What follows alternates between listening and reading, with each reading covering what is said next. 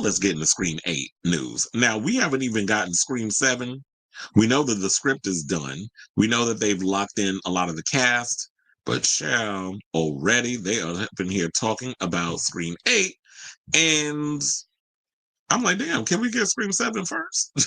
So, according to Daniel Rickman, aka Daniel RPK, who is a industry insider, Scream 8 is already in development via Paramount and Spyglass, even though, like I said, Scream 7 hasn't even begun shooting yet. Now, the rumor is that Scream 7 is supposed to start shooting in January and supposed to wrap up in March. And then, of course, after that, Spyglass's other conglomerate, Thanksgiving 2, is going to start shooting late March until however long they're planning on shooting. And, we're still waiting, speaking of those movies, the reason why I'm bringing those up is because we're still waiting to find out if Patrick Dempsey is going to sign on to reprise his role as Mark Kincaid. As y'all know, he was in Scream 3, who was one of the detectives on the case regarding Sydney, and we found out who the killer was a damn brother, Roman, who her mother then had a baby and gave him up, and there was all this other drama because she was being all in Hollywood. Or was he a product of rape? I'm trying to remember. It's been a minute since I've seen Scream 3 in regards to that whole situation. And she kind of just abandoned Roman because she didn't want to be about that life or have him in her life as that reminder. So since then, it has been implied, especially in Scream 5, that Sydney had married Mark and they had children. And so now we've already got the kids cast. We only know one of them. We don't know if McKenna Grace is going to be the other daughter of hers, but we already know from the first one she had multiple children. She ain't had one. So we're supposed to be getting that. And yeah, so he's talking about Scream 8. But here's the thing. We can take this with a grain of salt on whether or not, Scream 8 will be part of a trilogy, because that is the rumor that is going around that we're getting a trilogy. Now, sometimes the trilogies work, sometimes the trilogies don't.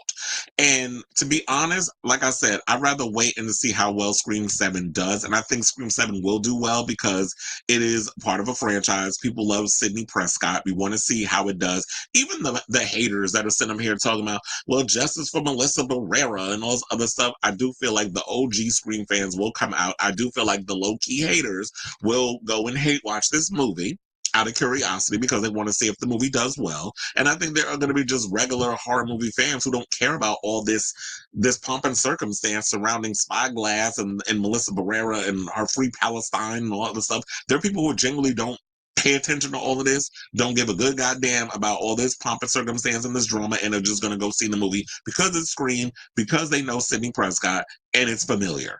And that's why I feel like we fall within that.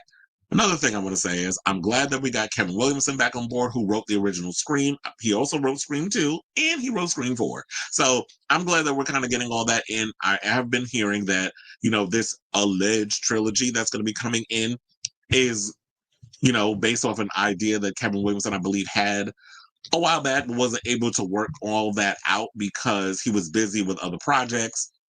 And he couldn't fully 110% focus on the rest of, all the lore of Scream and being fully involved in Scream. But he has been behind the scenes as an executive producer. So I believe, if I'm not mistaken, Kevin Williamson did a show called The Following that was on with Kevin Bacon, that was on Fox. And it kind of followed like this serial killer cult thing. So I think that maybe he's probably going to take that idea and bring it into Scream, which I actually think would be a good idea because I would love like a whole Scream cult thing. But then again, when it comes down to it, and we incorporate the Scream cult idea, people always want to bring in Stu Macher. And as you already know, have I said many a times on this show when we talk Scream, sick of y'all with the whole damn the Stu Macher narrative. Now, if they do find a way that they could bring him back in 30 years later, I'm all ears and I'm willing to see how it all plays out. However, I do feel like it is time to let the whole Stu Macher narrative go. Can we just focus on something else and a more interesting idea? And because, when it comes to Scream has always been about being a reflection of the times and how people view pop culture and infamy and becoming famous and murder and all that stuff. Like, it's always been a reflection of the times that we're in. And I do feel like the times that we're in, people are obsessed with regular people, making them celebrities or martyr or whatever how you want to call it. And I feel like that's kind of the direction that they could probably take with that. But we have no idea even what Scream 7 is about.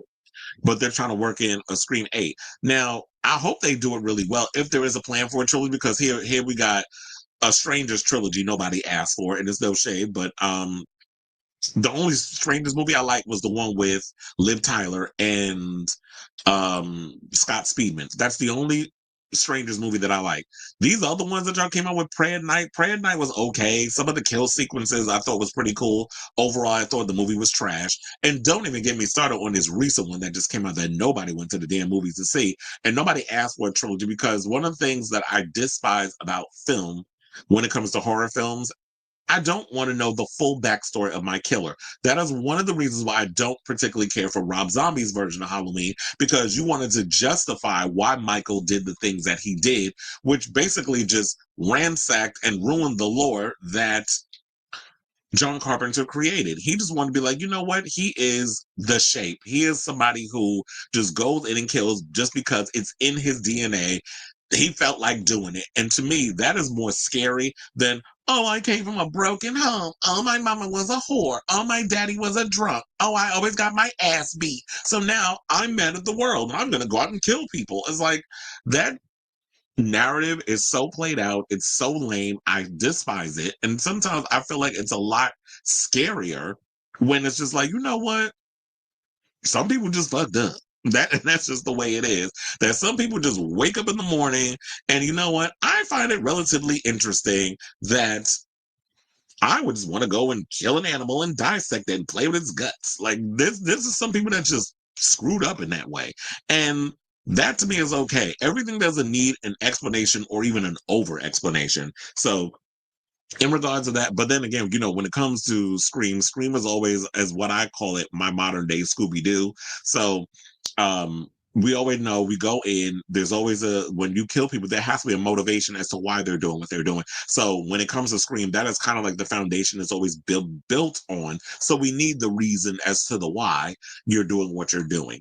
So, as I stated, no official plot details have been revealed about Scream 7, but we do know who's signed on to appear in the next installment of the slasher franchise. Now, in addition to our veteran final girls, Neve Campbell, we have returning actors Courtney Cox and Mason Gooding, who, Mason Gooding was in 5 and 6, Scream 5 and 6. And I also forgot to bring this up when I made the announcement about Courtney Cox officially signing on, because at first I had thought she had signed on a while ago, but apparently she hadn't. It became official last week that she had signed on to be in the film, even though we knew she was coming back. But she apparently has made history as the longest surviving cast member to appear in all 7 Scream movies. Because, Sydney, now it would have been Neve Campbell and her would have been tied, but Neve wasn't in Scream 6. Courtney Cox has been in every Scream movie. So she's literally made horror movie history with that. Now, a new additions to the cast include McKenna Grace, Isabel May, Celeste O'Connor, Sam Reckner, and Asa Gurman. Now, speaking of Daniel RPK, he did make the announcement that there was another actor that was signed on to be in Scream 7, but it turned out not to be true because we don't officially have his name a part of the cast. Now, as I stated earlier, there is no word that if Jasmine Savoy Brown, who played Gooding's twin sister Mindy Meeks Martin, or Patrick Dempsey, who appeared in Scream 3 as Detective Mark Kincaid and now resides as Sydney's husband, will sign on. I'm hoping that they will. I'm sure they'll probably come in late, kind of like Jennifer Love Hewitt with I Know What You Did Last Summer reboot. Like they already started filming, and she didn't officially, the announcement wasn't officially made that she had signed on until they were already well into filming the new movie. So Kevin Williamson is directing. The script was written by Guy Busick. And the movie is set to slice and dice its way into theaters on February 27th, 2026. So we got a whole year where we got to wait a year and a month almost, and a couple of days in December until, we get this movie. And I'm excited. I'm definitely curious to see where they're going to go with the Scream franchise. What story they're gonna be able to tell with, Sydney, and what other story they could tell, especially when, she has, kids to protect. And hopefully her husband will be in the picture, unless they can't get Patrick Dempsey to sign on. Then it's like, okay, maybe he's off at a conference, he's off doing something, and he wasn't able to be there to protect, his family. But when it comes to these type of horror films, it's always about the final girl. The final girl has always got to be the center. They've got to be, this is where they get to shine and be the strong character that we know them to be. That you can't have the man up in here doing too much. So they got to find a way to, I guess, make Mark not necessarily be in full commission, because if you are still a cop and you're married to Sidney Prescott in the town in which you live, which is Seattle, he could probably be a sheriff, actually, that they can upgrade him, that they move to Seattle. He's got a higher paying job. He could be a sheriff of the town in which they live in. And, you have Sydney, not her real name, but the character, playing who she's playing and doing what she's doing. And then her daughter's being a pain in the ass because, teenagers, when it comes to, they don't want to listen. They want to, run off with their friends. They think their mama don't know what the hell she's talking about. Meanwhile, she done survived 4.5 damn movies.